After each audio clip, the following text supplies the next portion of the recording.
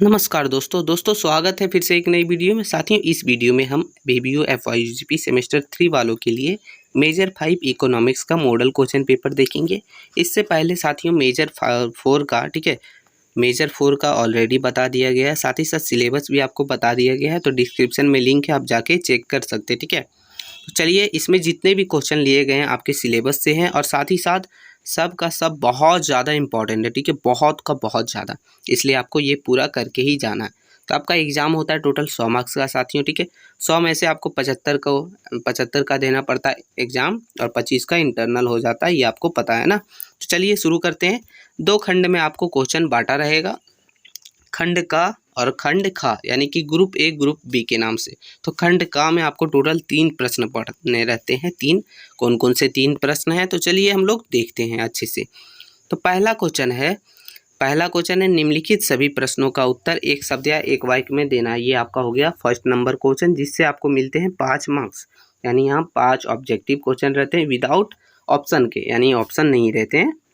तो चलिए देखते हैं। तो पहला क्वेश्चन हो गया, जितने भी हैं इंपॉर्टेंट है, ये ध्यान रखिएगा, चाहे ऑब्जेक्टिव हो चाहे सब्जेक्टिव हो, सब बहुत ज़्यादा इंपॉर्टेंट है।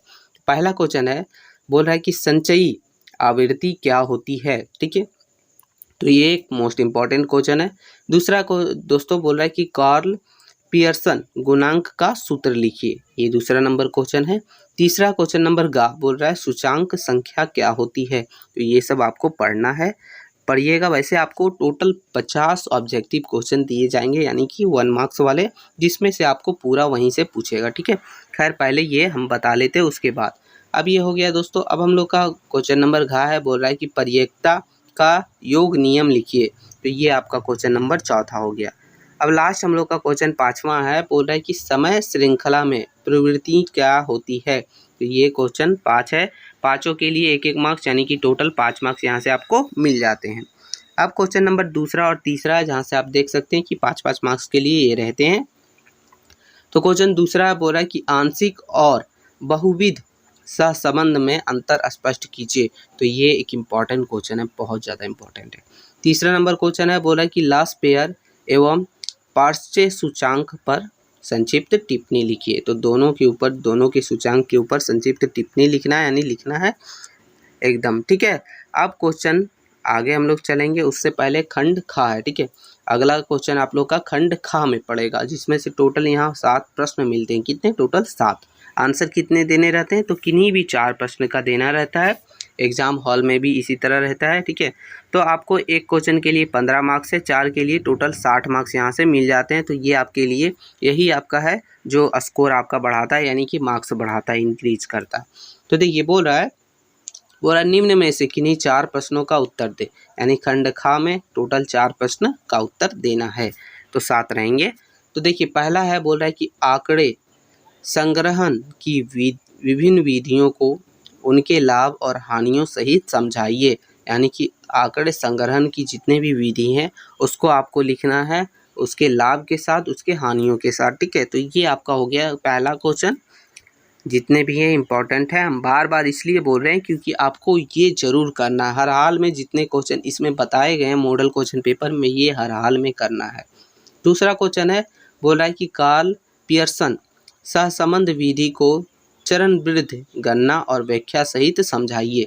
तो ये इंपॉर्टेंट है। ठीक है, आगे हम लोग क्वेश्चन नंबर तीसरा देखेंगे साथियों। बोल रहा है कि जीवन यापन सूचांक के निर्माण एवं उपयोगों को उदाहरण सहित स्पष्ट कीजिए। तो आपका जो है इकोनॉमिक्स बिना पढ़े नहीं होगा, थोड़ा सा पढ़ना पड़ता है, तो अच्छे से पढ़िएगा। ठीक है, क्योंकि इसमें थोड़ा सा ना न्यूमेरिकल्स वगैरह भी 1-2 क्वेश्चन पूछे जाते हैं, तो इसलिए पढ़ना जरूरी है।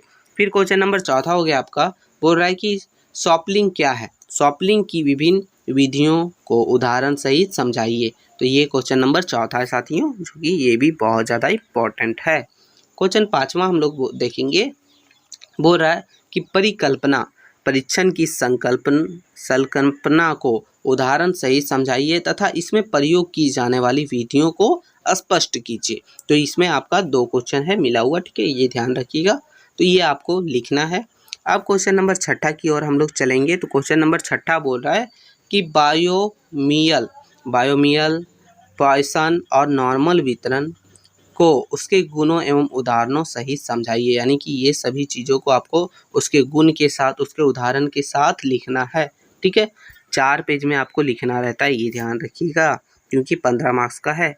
अब लास्ट हम लोग का 7 नंबर क्वेश्चन है, जो कि हमने एक न्यूमेरिकल्स टॉप में ले लिया है, न्यूमेरिकल्स टाइप में, ताकि आपको जो है एग्जाम में आए भी तो समझ आए। यानी कि एक न्यूमेरिकल्स तो आपको 1 या 2 आना ही आना है। ठीक है, तो देखिए न्यूमेरिकल्स है, बोल रहा है कि एक मशीन प्रति घंटा में औसतन 2 खराबी देता है। ठीक है, तो ये हो गया। तो इसका जो है पहला कि पायरसन वितरण का उपयोग करते हुए 0, 1, 2, 3 खराबियों की प्रयोज्यता ज्ञात कीजिए। और दूसरा है दोस्तों, बोल रहा है कि 2 से अधिक खराबियों की प्रयोज्यता ज्ञात कीजिए। तो ये आपको प्रयोज्यता यहाँ ज्ञात करना है दोनों का। ठीक है, तो ये भी आपका 15 मार्क्स के लिए रहता है। हो सकता है इससे भी ज़्यादा हार्ड आपको एक न्यूमेरिकल्स क्वेश्चन पूछ लिया जाए, इसलिए आपको थोड़ा सा पढ़ लेना है। ठीक है, अच्छे से पढ़ लेना है। और जितने भी थ्योरी टाइप के क्वेश्चन हैं वो आप कर लीजिएगा। टोटल 6 थ्योरी हैं और एक न्यूमेरिकल्स हमने लिया है, तो टोटल 7 है। ठीक है, ये सातों आप कंप्लीट कर लीजिए। साथ ही साथ ऑब्जेक्टिव भी कर लीजिएगा, 5 मार्क्स वाला भी कर लीजिएगा। आपका यहीं से इतना ही कर लीजिएगा, 60+ मार्क्स आपको सिर्फ इसमें मिलेगा। ठीक है, यानी कि एक्सटर्नल एग्जाम में 25 छोड़ के अगर आप कर लीजिएगा तो। ठीक है, तो ये है दोस्तों, इसका PDF आपको हमारे टेलीग्राम चैनल पर मिल जाता है, तो जाइए डिस्क्रिप्शन में लिंक है, जाके ज्वाइन कर लीजिए और प्रीवियस वीडियो को आप एक बार चेकआउट ज़रूर कर लीजिएगा। ठीक है, अगर आपका कोई माइनर सब्जेक्ट है तो माइनर सब्जेक्ट अगर है क्या है, ठीक है, जो भी आपका माइनर सब्जेक्ट होगा उसको कमेंट करके ज़रूर बताइएगा, ताकि उसका भी वीडियो जल्द ही अवेलेबल करवाया जा सके। चैनल पर नए हैं तो चैनल को सब्सक्राइब भी कर लीजिएगा, ताकि जैसे ही कोई वीडियो अपलोड हो सबसे पहले आपको नोटिफिकेशन मिल सके और आपका भी तैयारी बेहतर हो सके। मिलते हैं नई वीडियो में, तब तक के लिए जय हिंद साथियों।